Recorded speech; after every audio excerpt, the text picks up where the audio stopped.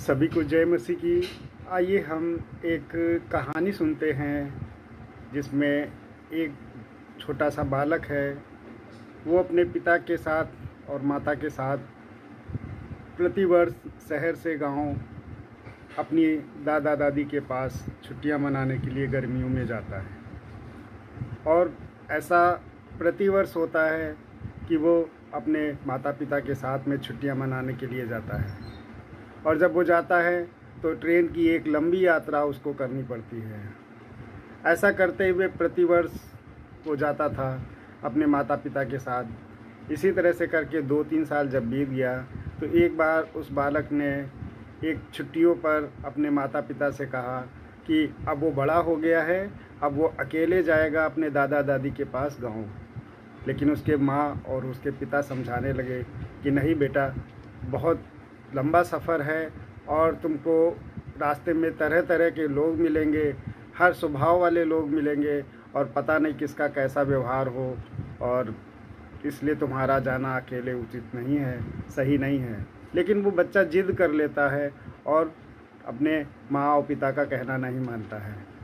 जब माँ पिता देखते हैं कि बच्चा बहुत जिद कर रहा है, नहीं मान रहा है, तो वो आखिरकार को उसको अकेले भेजने के लिए तैयार हो जाते हैं।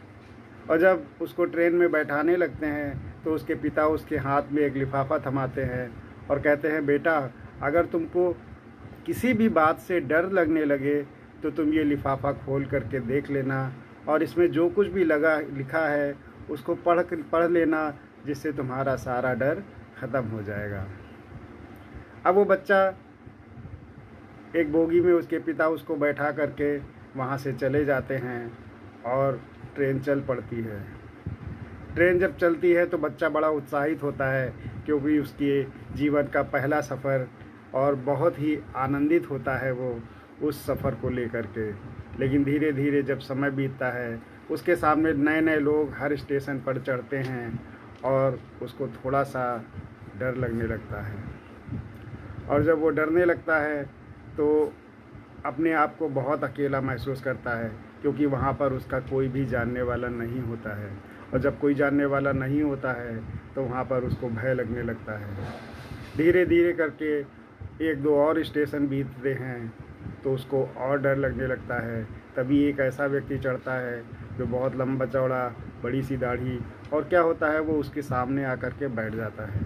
अब उसको देख करके वो इतना भयभीत हो रहा होता है, उसको बहुत डर लग रहा होता है, और यहाँ तक कि उसके आसपास के लोग भी अजनबी थे और वो भी अपने आप को बहुत अकेला महसूस कर रहा था। यहाँ तक कि उसके अंदर उसको रुआई आने लगी और उसने अपना मुंह छिपा करके वो रोने भी लगा। कई बार वो बहुत उदास हो गया, बहुत रोया अंदर ही अंदर, लेकिन उसको समझ में नहीं आ रहा था कि अब वो क्या करे। उसको अपनों की याद आने लगी, उसके अपने उसको याद आने लगे। कहते हैं कि उसको सहसा ही याद आता है कि उसके पिता ने कहा था कि तुम ये लिफाफा रख लो और जब तुमको डर लगे तो इसको खोल करके पढ़ लेना। तो जब उसने वो लिफाफा खोला तो उसमें लिखा था एक कागज़ के पन्ने पर कि बेटा, अगर तुमको डर लगे तो तुम डरना मत, हम आगे वाले डिब्बे में तुम्हारे साथ ही बैठे हुए हैं। तो बच्चे को एक तसल्ली हो जाती है और एक उसके अंदर आस जग जाती है कि उसके साथ भी अब कोई है। उसी तरह से हमारे जीवन में कभी कभी ऐसी परिस्थितियों में, ऐसी समस्याओं में उलझ जाते हैं जब हमको समझ में नहीं आता। हम अपनी समस्याओं में उलझे रोते हैं, परेशान होते हैं, बिलखते हैं। कभी कभी हमारे अपने हमसे दूर हो जाते हैं, कभी कभी उनके दूर जाने के कारण हम रोते हैं और अपने आप को अकेला और बहुत ही उदास महसूस करते हैं और हमारी समझ में कुछ भी नहीं आता है। तो आज परमेश्वर ने कहा है कि मैं तुम्हारे साथ हूँ। हे प्राणी, तू मत डर, मेरा वचन तेरे साथ है और मैं तेरे साथ हूँ, मत डर। पवित्र शास्त्र में अगर देखें तो परमेश्वर ने, प्रभु यीशु ने अपने वचन में कई बार कहा है कि मत डर, मैं तेरे साथ हूँ और तू किसी भी बात से भयभीत ना हो।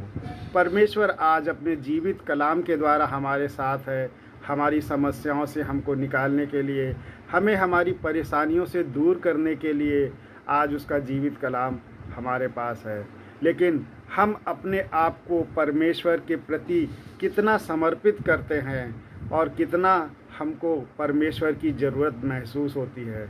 क्या हम अपने जीवन को अकेला ही चलाना चाहते हैं, अजनबियों के साथ में, जिनको हम जानते भी नहीं और जिनको हम पहचानते भी नहीं, उन्हीं के साथ रहते हुए हम अपने जीवन को बिता देना चाहते हैं? आज परमेश्वर कह रहा है कि मैं तुम्हारे साथ हूँ, तुम्हारे हृदय में आना चाहता हूँ, मैं तुम्हारे द्वार पर खड़ा तुम्हारे द्वार को खटखटा रहा हूँ, तो क्या तुम अपने हृदय रूपी द्वार को न खोलोगे? आज मैं तुम्हारे अंदर आना चाहता हूँ, क्या तुम मुझे अपने अंदर आने के लिए जगह नहीं दोगे, अपने हृदय में स्थान नहीं दोगे? और वो परमेश्वर कहते हैं जब हमारे अंदर आ जाएगा तो हमारे अंदर की सारी, कहते हैं, परेशानियों को, हमारे सारे डर को वो दूर कर देगा। प्रियो, जब से मैंने प्रभु यीशु को ग्रहण किया, मेरे पास कितनों ही समस्या रही, आज भी है, लेकिन परमेश्वर मेरे साथ है और मुझको हमेशा उस परमेश्वर की उपस्थिति महसूस होती है कि वो परमेश्वर मेरे साथ है और मुझको हर समस्या से बाहर निकाल सकता है, हर परेशानियों से बाहर निकाल सकता है। कई बार कई बीमारियां आई, कई बार कई समस्याएं आई जिनसे मैं बहुत भयभीत हो गया, परेशान हो गया कि अब परमेश्वर क्या होगा, मैं क्या करूं, मेरी समझ में नहीं आ रहा। लेकिन परमेश्वर ने मुझको कई बार उन समस्याओं, उन परेशानियों से निकाला और परमेश्वर ने मेरे जीवन में वो कार्य किया जो मैं सोच भी नहीं सकता था। कई बार परमेश्वर, कुछ ना होते हुए पर भी परमेश्वर ने मेरे लिए हर तरीके से व्यवस्था की।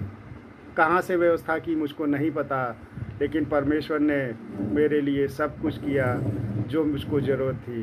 जैसा परमेश्वर के वचन में लिखा है कि उड़ते हुए आकाश के पक्षियों को देखो, उनके ना ही कोई बैंक बैलेंस होते हैं, ना ही उनके कोई भंडार होते हैं और ना ही वो बोते और काटते हैं, फिर भी वो परमपिता उनको खिलाता है। तो तुम जो उसके स्वरूप में बनाए गए हो, वो तुमको वो सुंदर चीज़ें क्यों ना देगा? जिसने इस सुंदर शरीर को दिया, इस सुंदर शरीर के लिए वस्त्र क्यों नहीं देगा? उसने अगर पेट दिया तो पेट के लिए भोजन क्यों ना देगा? अगर उसने ये शरीर और ये संसार दिया तो उसमें रहने के लिए वो घर क्यों ना देगा? और अगर उसने जीवन दिया तो क्या वो एक जीवन साथी ना देगा? वो एक जीवन साथी भी देगा। लेकिन हम परमेश्वर को किस तरह से अपने जीवन में लेते हैं और किस तरह से परमेश्वर को अपने जीवन में ग्रहण करते हैं, ये हम पर निर्भर करता है कि हम परमेश्वर की शरण में, उसकी उपस्थिति में कितना जाते हैं, कितना उस पर विश्वास करते हैं। आज केवल विश्वास करने की ज़रूरत है कि परमेश्वर हमारे साथ है और हमारे साथ ही चल रहा है हमारे जीवन के सफ़र में। जिस तरह से उस बच्चे के साथ में उसके माता पिता उसी ट्रेन के डिब्बे में थे और उसके साथ में ही उसके साथ गांव जा रहे थे, जहां पे उसको पहुंचना था, जहां पे उसको जाना था। लेकिन बस कुछ पल के लिए उसको अकेला छोड़ा था, क्योंकि वो अकेले जीवन जीना चाहता था। लेकिन परमेश्वर हमको अकेला नहीं छोड़ता, वो हमेशा हमारे साथ रहता है। वो कहता है कि मैं तुमको अनाथ कभी ना छोड़ूंगा और मैं तेरे संग हर क्षण रहूँगा, हर पल रहूँगा। बस तू मेरी ओर निहार, मेरी आज्ञाओं को मान, मेरे वचनों पे चल, मैं तेरे संग हूँ, मत डर। सभी को जय मसीह की।